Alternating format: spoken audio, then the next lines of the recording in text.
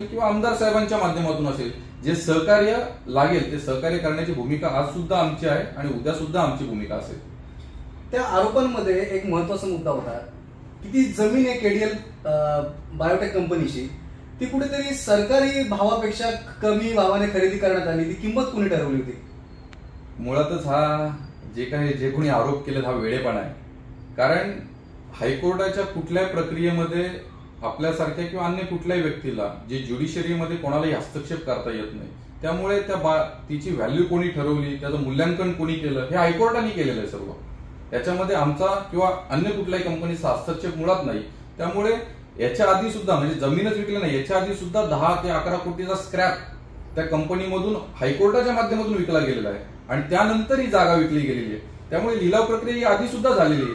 आणि काल जे काही पत्रकारांसमोर बाईट देणारे लोक होते ते सुद्धा त्याच्यामध्ये दलाली का त्या लोकांनी खाल्लेली आहे. त्यामुळे या सगळ्या गोष्टीची आम्हाला पुरेपूर माहिती आहे. फक्त जमीन विक्रीमध्ये त्यांना कुठल्या प्रकारची दलाली मिळाली नसेल, त्यामुळे हे सगळे तिथे हे रचलेलं सगळं राजकीय डाव असू शकतो. आणि काही लोकांना आम्ही 2024ला घरी बसवलंय, त्यांना काही उद्योग नाहीये, त्याच्यामुळे ते कुठल्या तरी राजकीय द्वेषापोटी हे सर्व करण्याचं काम त्यांच्या माध्यमातून होताना दिसतंय.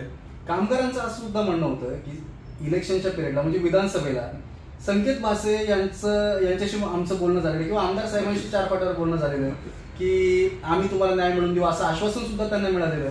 मग मुळात जर तुम्ही त्यांचं काही घेणं लागत नसाल तर मग ते आश्वासन का दिलं गेलं होतं? मुळात केडीएल बायोटेकचे हे स्थानिक कामगार हे आमचे कामगार आहेत. हे आमदार साहेबांच्या मतदारसंघातील कामगार आहेत आणि कामगारांना कुठल्याही कंपनी, समजा केडीएल कंपनीने त्यांना फसवलं असेल, पण त्यांना न्याय मिळवून देण्यासाठी आम्ही नेहमीच अग्रेसर असतो. आणि त्या संदर्भामध्ये त्यांनी आमदार साहेबांची भेट घेतली. आमदार साहेबांवरून फोनवरून मला संपर्क झाला की संकेत, या संदर्भामध्ये नक्की काय कामगारांना मदत करता येईल याबाबत आपण चौकशी करावी. आणि त्या संदर्भात मी कामगारांना घेऊन मी स्वतः ऑफिशियल लिक्विडेटर जे ऑइल ऑफिसर होते चंदन कुमार यांच्याकडे जाऊन मी बैठक घेतली. आणि या मीटिंगमध्ये कामगार आणि मी आणि स्वतः ऑइल ऑफिसर यांच्याबाबत आम्ही तिथे चौकशी केली, चर्चा केली. त्यानंतर त्यांनी सुद्धा हे सांगितलं की जोपर्यंत हे सगळे क्लेम जोपर्यंत सेटल होत नाही तोपर्यंत आम्ही कोणालाही पैसे देऊ शकत नाही. कारण हायकोर्टाकडे किंवा ऑफिशियल लिक्विडेटरकडे 35 कोटी रुपये जमा आहेत. त्यामुळे ते जेव्हा ते सगळे क्लेम सेटल होतील, ज्यांचे कोणाचे क्लेम त्याच्यामध्ये आहेत, ते क्लेम दिल्यानंतर ते पैसे प्रत्येक व्यक्तीला मिळणारच आहेत. परंतु आम्ही आमच्या पद्धतीने त्या गोष्टीमध्ये प्रयत्नशील होतो. मी स्वतः त्यांना ऑफिशियल लिक्विडेटरकडे स्वतः घेऊन गेलो होतो, कारण ते आमचे कामगार आहेत, ती सगळी आमची लोक आहेत आणि त्यांना न्याय मिळवून देण्यासाठी आम्ही नक्कीच प्रयत्नशील आहोत. परंतु काल जे काही सोशल मीडियाच्या माध्यमातून किंवा प्रसार माध्यमांच्या माध्यमातून जे काही वेगळं वळय किंवा वेगळं काय ते चित्र याच्यामध्ये घडवण्याचा प्रयत्न काही जाणीवपूर्वक काही राजकीय लोकांनी केलेला आहे, हा अतिशय चुकीचा प्रकार या ठिकाणी घडलेला आहे. का स्थानिक एखादा व्यक्ती येऊन जर एखादी लँड खरेदी करण्याचं जर काम करत असेल तर त्याला कुठेतरी हे अडवणूक करून त्यांचं कुठेतरी पोटसूळ उठल्याचं दिसून या ठिकाणी येते. आता कामगारांना इथून पुढे न्याय कसा मिळेल, इथून पुढची प्रोसेस काय असेल? एक आपण अपील करावं कामगारांना, कारण त्यांच्या मनात तुमच्याविषयी किंवा आमदार साहेबांविषयी थोडासा आता रोष आहे. नाही, नक्कीच मी या माध्यमातून सर्व कामगारांना सांगू इच्छितो की हायकोर्टामध्ये ही प्रक्रिया सुरू आहे. बॉम्बे हायकोर्टच्या माध्यमातून अनेक लोकांचे क्लेम त्या ठिकाणी आलेले आहेत. तसेच त्याच्यामध्ये हे 200 कामगारांचे सुद्धा क्लेम त्याच्यामध्ये आहेत आणि न्यायालयीन प्रक्रिया आहे. याच्यामध्ये कामगारांना आणि इतर लोकांना न्याय मिळवून देण्यासंदर्भातला प्रयत्न सुरू आहे. त्यामध्ये आमदार साहेब असतील किंवा इतर कोणी असेल या न्यायालयीन प्रक्रियेमध्ये हस्तक्षेप करू शकत नाही. याच्यातून जर काही चुकीचं घडलं तर परत त्याचा दोष ते आमदारांवरती देतील. त्याच्यामुळे सर्व कामगारांना या माध्यमातून, हायकोर्टच्या माध्यमातून येत्या काळामध्ये लवकरच पैसे मिळतील.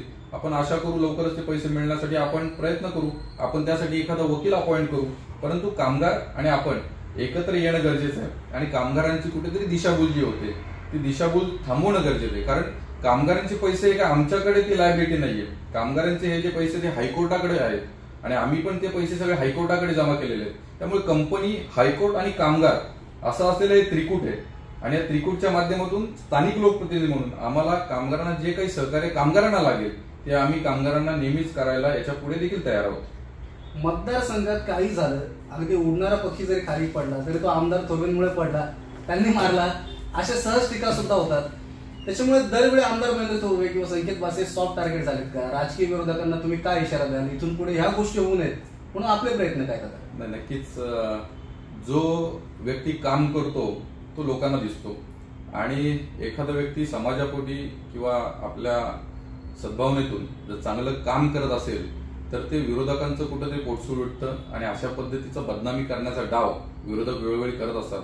कर्जतमध्ये आता ती फॅशन झाली का 4-5 लोक एकत्र करायची, पत्रकार परिषद घ्यायची आणि काहीतरी आरोप करायचे जे आरोप बिनबुडाचे असतात. त्यामुळे ही कर्जतमध्ये चुकीच्या माणसांनी चुकीच्या पद्धतीने आणलेली ही प्रथा आहे.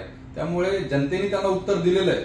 2024ला त्यांना घरी बसवलंय, सगळ्यांचा पाठिंबा घेतला, दुनियेचा पाठिंबा घेतला, परंतु तरी सुद्धा ते पडले. त्यामुळे आता घरी बसून काही काम राहिलेलं नाही. त्याच्यामुळे अशा पद्धतीचं चुकीचं पत्रकार परिषद घ्यायची आणि काहीतरी लोकांची दिशाभूल करण्याचा त्याचा प्रयत्न आहे. परंतु आम्ही जनतेशी, आम्ही लोकांशी बांधील आहोत आणि लोकांना आणि जनतेला चांगल्या प्रकारची कामं आवडतात आणि ती कामं करण्यासाठी आम्ही नेहमीच अग्रेसर आहोत आणि याच्या पुढे देखील जनतेप्रती, लोकांप्रती जी काही चांगली कामं आमच्या माध्यमातून करता येतील ते आम्ही करण्याचा नक्कीच आमदार साहेब असेल आणि आमचं संपूर्ण कुटुंब असेल हे आम्ही आमदार साहेबांप्रती किंवा जनतेप्रती चांगलं काम करण्याचा प्रयत्न आम्ही नक्कीच येत्या काळामध्ये करणार आणि करत राहू. नक्कीच संकेत भाऊ, आपण जे स्पष्टीकरण दिलं त्यातून नक्कीच कामगारांना नक्की वस्तुस्थिती काय ते समजेल, विरोधकांना वस्तुस्थिती समजेल, ज्या टीकाकार आहेत किंवा जी सामान्य जनता आहे त्यांना ती वस्तुस्थिती समजेल आणि कुठेतरी कामगारांना लवकर न्याय मिळेल या बाबींमधून अशी आपण आशा करूयात. त्यासाठी आपले प्रयत्न असतील. आपण असा एक शब्द एक सद्भावनेच्या रूपाने कामगारांना दिलेला आहे. नक्कीच आपण जे स्पष्टीकरण दिलं आणि माध्यमांसमोर आलात त्याबद्दल आपले मनपूर्वक धन्यवाद.